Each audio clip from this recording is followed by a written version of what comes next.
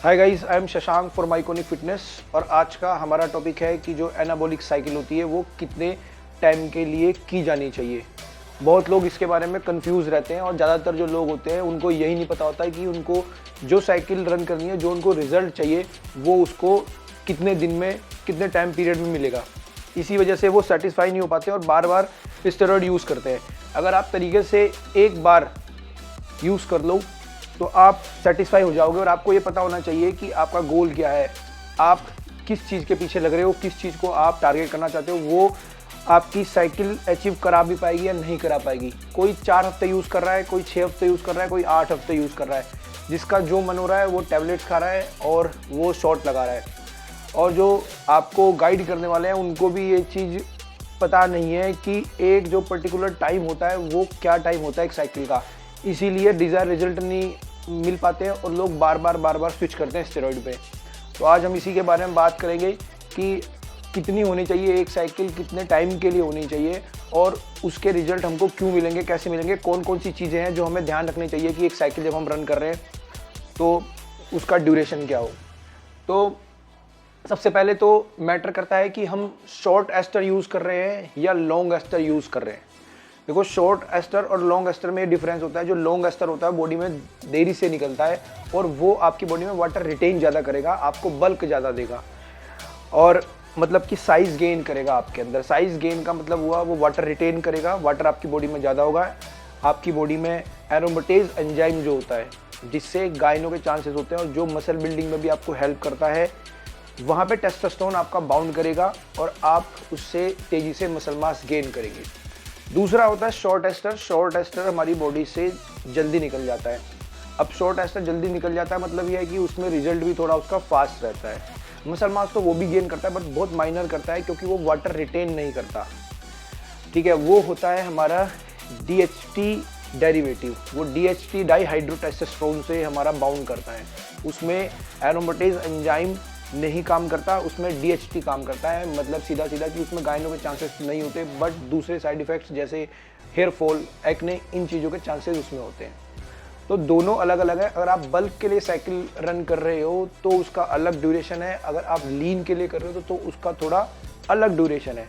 एक चीज़ का आपको ध्यान रखना चाहिए कि लीन की गेनिंग कभी नहीं होती है, बहुत मुश्किल है। Gaining is gaining, lean is lean. आपको एक तरफा ध्यान देना होता है। आप ऐसा जरूर कर सकते हो कि जब आप गेन कर रहे हो तो आप अपने फैट परसेंटेज को कंट्रोल करो। फैट परसेंटेज कंट्रोल करके रखोगे तो एक तरह से आप बोल सकते हो कि आपने लीन गेन किया है, मतलब बहुत ज़्यादा फैट आपने स्टोरेज नहीं किया है, बहुत वेट आपका नहीं बढ़ा है। बट आप अगर अपना वेट बहुत ज़्यादा बढ़ा लोगे, आपकी डाइट ठीक नहीं रहेगी तो फिर उसको वो आप बहुत ज़्यादा आप वेट गेन कर लोगे जिसको बाद में आपको लूज़ भी करना पड़ेगा, वो फैट को भी लॉस करना पड़ेगा, तो उसमें प्रॉब्लम होगी। ऐसे ही लीन का होता है। अगर आप लीन कर रहे हो, आप कटिंग पे हो, अपनी बॉडी को श्रेडेड कर रहे हो और आपकी डाइट उस हिसाब से नहीं है तो आप उस तरह लीन नहीं हो पाओगे।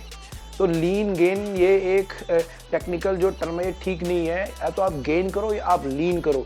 गेन कर रहे हो तो ध्यान रखो फैट गेन ना हो, और लीन कर रहे हो तो ये ध्यान रखो तो भी आपका फैट रिड्यूस होना चाहिए।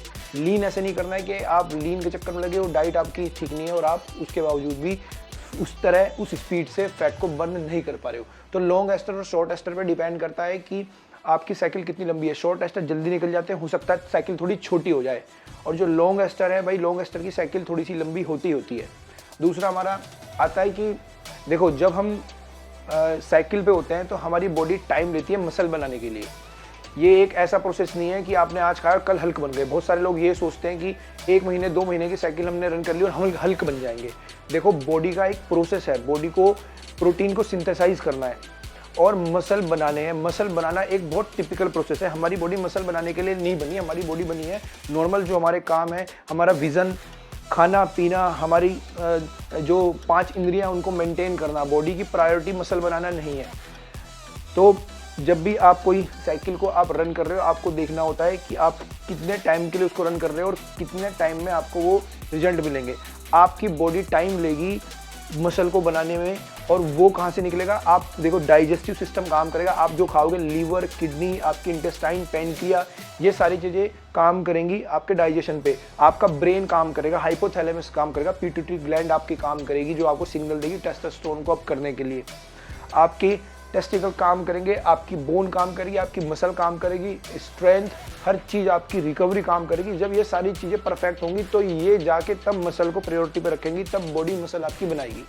तो अगर आप एक बहुत छोटी आप साइकिल रन कर रहे हो और आप सोच रहे हो कि बहुत बड़ा चेंज होएगा, तो ऐसा पॉसिबल ही नहीं है। 1-1.5 महीना तो आपको सोचना ही नहीं चाहिए कि कोई रिजल्ट आएगा, ठीक है। तो क्योंकि ये सारी चीज़ें टाइम लेती हैं बनाने में मसल्स को, ये कोई एक रात का प्रोसेस नहीं है कि आपने लगाया और सुबह को आप हल्क बन गए, ऐसा नहीं होता। अब आगे हम बात करेंगे कि कितने टाइम की ड्यूरेशन होनी चाहिए। देखो, ये डिपेंड करता है आपके गोल पे, आपका गोल क्या है। अगर कोई पहले से ही बल्क किसी ने किया हुआ है और वो अभी कटिंग या श्रेड करना चाह रहा है, तो उसके लिए अलग टाइम होगा, वो जल्दी कर सकता है थोड़ा। अगर आपने अभी गेन ही नहीं किया है तो उसके लिए आपको पहले गेनिंग करनी पड़ेगी, या हो सकता है आप अपने आप को मिसगाइड कर रहे हो, कोई आपको मिसलीड कर रहा हो कि आपको अभी लीन करने की ज़रूरत है और आप गेन कर रहे हो, और आपको गेन करने की ज़रूरत है तो आप लीन कर रहे हो। आपके गोल पे टोटली डिपेंड करता है कि आपका गोल क्या है, कितनी जल्दी आप रिजल्ट चाहते हो और कितना डेडिकेशन आप उसके लिए दे सकते हो। जितनी हैवी साइकिल आप यूज़ करोगे, जितना ज़्यादा आप बॉडी के अंदर स्टेरॉइड डालोगे, उतना ज़्यादा डैमेज होने के भी चांसेस हैं। रिजल्ट्स जितने तेज रहेंगे, जितने ज़्यादा रहेंगे, उतने ज़्यादा साइड इफ़ेक्ट भी रहेंगे। रिजल्ट्स थोड़ा स्लो रहे भले ही, मगर आपको साइड इफ़ेक्ट नहीं होने चाहिए, या आपको साइड इफ़ेक्ट पे कंट्रोल करना पड़ेगा। अब बात करते हैं साइकिल। अगर आप 4 हफ्ते की, कुछ लोग होते हैं 4 हफ्ते की, 4 से 6 हफ्ते की साइकिल करते हैं। वो सोचते हैं कोई भी टैबलेट खा लेंगे, कोई भी इंजेक्शन लगाने का तो हो जाएगा, तो 4-6 हफ्ते में तो कुछ भी नहीं होता। आप अपनी बॉडी को सिर्फ डैमेज कर रहे हो और कुछ नहीं कर रहे हो। अब मिनिमम जो साइकिल होनी चाहिए, एक वो होनी चाहिए 8 से 12 हफ्ते की। 8 से 12 हफ्ते एक ऐसा पर्टिकुलर टाइम है जो आपकी बॉडी को मिल जाता है कि मसल मास थोड़ा गेन कर ले या श्रेड कर ले। आपके ब्रेन को सिग्नल चला जाता है कि आप एक पर्टिकुलर टाइम के लिए आप टेस्टोस्टेरोन को बॉडी में डाल रहे हो और आप एक चेंज चाहते हो।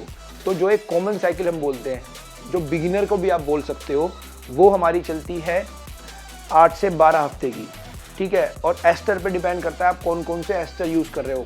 आप डेका यूज़ कर रहे हो, आप डेनाबोल यूज़ कर रहे हो, या आप स्टेनाजोलोल यूज़ कर रहे हो, ट्रेन यूज़ कर रहे हो। एग्जांपल आपको देता हूँ, जैसे आप टेस्ट एनंथेट यूज़ करोगे तो थोड़ा लंबे टाइम तक आप यूज़ कर सकते हो, उसको 3 महीने भी आप कंटिन्यू कर सकते हो। बट स्टेनाजोलोल, विंस्ट्रोल आप 3 महीने कंटिन्यू नहीं कर सकते, आपके नीज में प्रॉब्लम आ जाएगी, आपकी बोन हेल्थ उससे इम्पैक्ट हो जाएगी।